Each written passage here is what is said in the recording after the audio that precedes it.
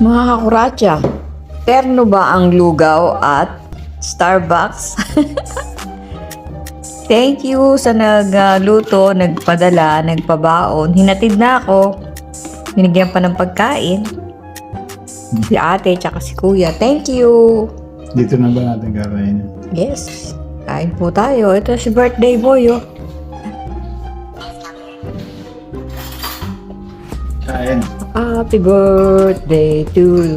Ito po pagkain namin ngayon. Lugaw. At saka Starbucks.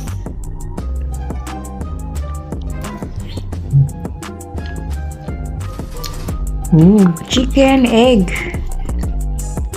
Ano man tawag sa English niya? Porridge. Buka, ano naman yun? Let's eat. Sarap.